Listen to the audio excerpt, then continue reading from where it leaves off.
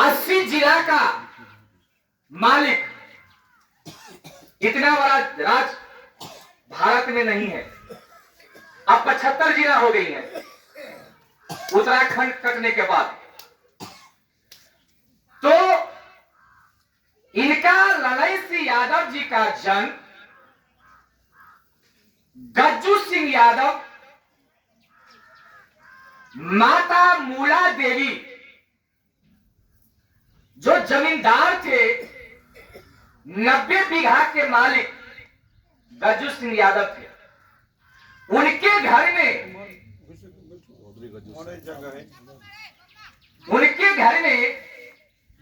आज ही के दिन 1 सितंबर 1911 ईस्वी में, आज से 114 वर्ष पहले, उत्तर प्रदेश के कानपुर के बगल में ठाकुरों से लबालब, हजाम ठाकुर नहीं, बढ़ई ठाकुर नहीं, ठाकुरों से लबालब, वो ठाकुर, मेरी बात समझ गए होंगे,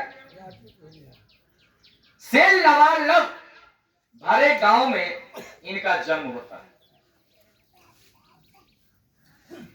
इनके पिताजी उस गांव में सोलकन शूद्र होने के बावजूद भी एक अपना रुतबा था। जैसे ठकाई मालिक का अपना रुतबा है, यहां अभी भी है, वैसे भी वहां इनके पिताजी गज्जू सिंह यादव या चौधरी गज्जू सिंह यादव जी का रुतबा था। गज्जू सिंह यादव अपने बेटे को मिशनरी स्कूल में, जो कि अंग्रेज तो आ चुका था, और उस जमाने में SC ST OBC एवं माइनॉरिटी को मनुस्मृति काला ग्रंथ, काला कानून के अनुसार शुद्धों को, अति शुद्धों को एवं समस्त जातियों के महिलाओं को पढ़ने का अधिकार नहीं था। तथापि गज्जू सिंह ने अपने बेटे को स्कूल में भेजते हैं, दरवाजे पे मिशनरी टीचर लगा के इनको पढ़ाते हैं। बचपन से बहुत ही हष्ट पुष्ट, निरोध, लंबाई चौड़ाई, बुलंद चेहरा और कुशाग्र बुद्धि के थे। कुछ समय बीतता है, 1926 ईस्वी में ये हिंदी और उर्दू से मैट्रिक पास करते हैं और फर्स्ट डिवीजन से करते हैं, प्रथम स्थान श्रेणी से करते हैं। गांव में चर्चा छिड़ गया कि एक शूद्र का बेटा मैट्रिक पास कर लिया, धर्म भ्रष्ट हो जाएगा, धर्म भ्रष्ट हो जाएगा, पाप हो जाएगा, इस गांव पर आफत पड़ेगा। ये बात कौन कह रहे हैं? जो धर्म के ठेकेदार लोग हैं, वो शूद्र का बेटा मैट्रिक पास, क्योंकि जो धर्म के ठेकेदार थे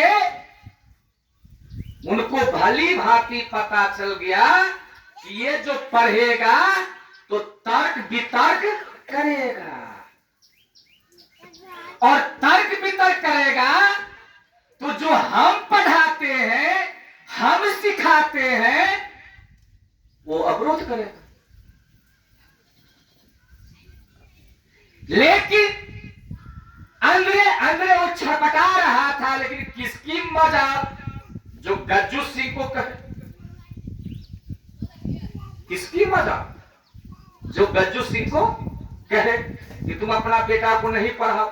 जो गज्जू सिंह अपने जमींदार था, समय बीतता है, इनको 1931 ईस्वी में मध्य प्रदेश के सिंघानिया परिवार, ज्योतिषराव सिंघानिया, माता सिंघानिया उस स्टेट के राजा और रानी थी ग्वालियर में।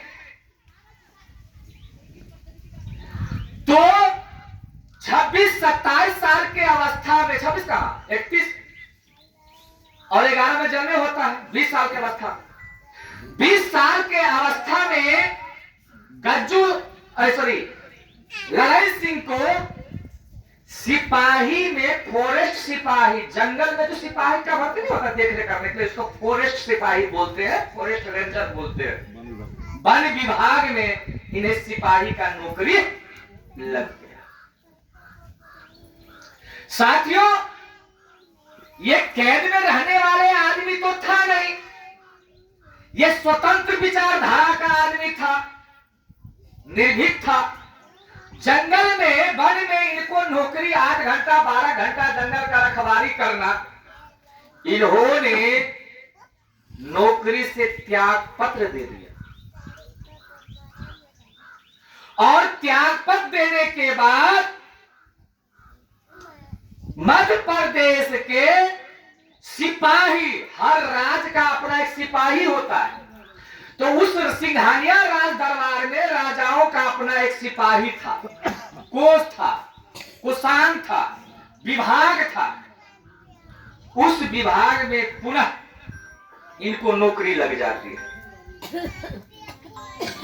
जब इनकी नौकरी लग जाती है तो उस राज्य में सिपाही जो लोग थे, जो सेना थे, उस राज्य का, मध्य प्रदेश राज्य का, ग्वालियर स्टेट का, तो इन्होंने देखा कि सिपाही में भी छुआछूत, सिपाही में भी छुआछूत। ब्राह्मण समाज को सब सोलकन से छुआछूत, सोलकन में जो शूद्र थे, उसमें भी छुआछूत। जादव को छुआता था, हलवाई से हलवाई को छुआता था, तेली से तेली को छुआता था, गलेरी से गलेरी को छुआता था, दुसार से दुआर को छुआता था, चमार से चमार को छुआता था, मुसर से छुआता था, डोम से। तो उन्होंने उस सिपाही की, जो बहुसंख्यक लोग सिपाही थे, गरीबे के लोग सिपाही में जाता है, तो वहां जो असमानता देखा, खाने के लिए लाले, घर पे बेटी है, बहू है, माँ है, बाप है, उसकी भी पेट नहीं भर पाते थे। और साहूकार जब नौकरी लग गई थी तो साहूकार उधारी देता था कि 1 महीना में तो पैसा देने करेगा, फिर भी पूर्ति नहीं होती थी। ये जो असमानता इन्होंने देखा, तो सिपाही लोगों के बीच में मतगणना करके, माने मंत्रणा करके, बातचीत करके, इस देश में ग्वालियर